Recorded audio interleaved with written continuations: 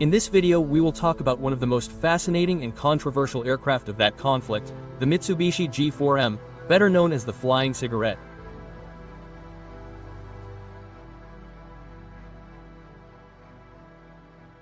The G4M was developed in the late 1930s by Mitsubishi, under the supervision of designer Kiro Ranjo, and was created with the purpose of replacing the Mitsubishi G3M, which, although efficient, was already showing limitations in the face of the increasing sophistication of enemy air forces.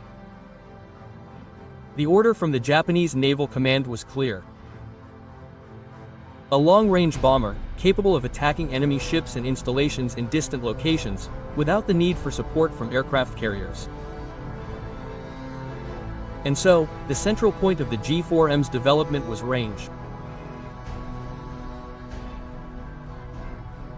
To achieve this goal, the design was stripped of armor and high-cooling fuel tanks, elements that would have made it heavier, resulting in a much lighter and faster aircraft, but also extremely vulnerable.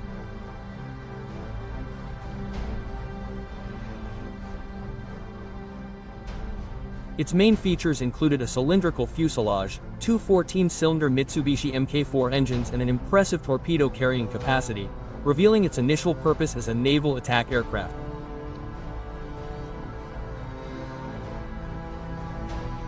The G4M made its first flight in 1939 and was officially introduced into service in April 1941. It quickly established itself as Japan's main naval bomber. With a top speed of 428 km per hour and an operational range of over 2,800 km, it was on paper a formidable aircraft. However, the quest for long-range performance came at a high price. The lack of armor and the lack of high-cooled fuel tanks made the aircraft an easy target for fighter aircraft and anti-aircraft fire.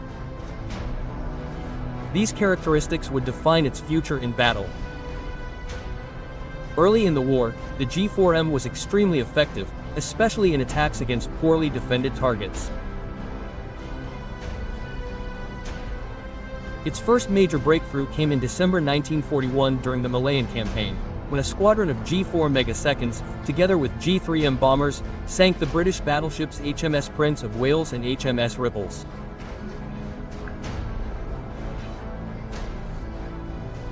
This was the first instance in history of major warships being sunk solely by air attack while defending themselves in open water. In addition to attacks on the British Navy, the G4M also played a vital role in the early stages of the war in the Pacific, carrying out long-range bombing raids on American bases in the Philippines and other Pacific islands. Its ability to operate without naval support made it an effective weapon against isolated enemy positions. During 1942, G4Ms took part in deep raids against the Australian mainland, most notably the bombing of Carrion in the Northern Territory. These raids demonstrated the bomber's long-range capability and its role as a deterrent on the far-flung Pacific fronts. But despite its initial success, the air war began to show the G4M's weaknesses. During the Guadalcanal campaign in 1942, the aircraft's vulnerability was brutally exposed. In a series of aerial engagements, especially in attacks on American shipping, the G4Ms suffered heavy losses in a single attack. In August 1942, 18 G4M bombers were shot down by F-4F Wildcat fighters and American anti-aircraft artillery.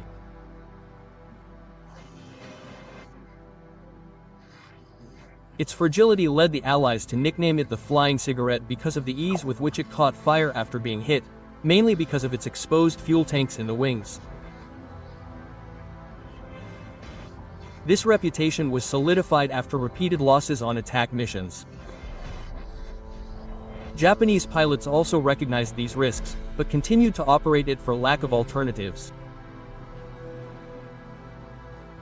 Despite its obvious vulnerability, the Imperial Japanese Navy insisted on using the G4M, mainly because of its ability to carry torpedoes on long-range missions and against Allied shipping.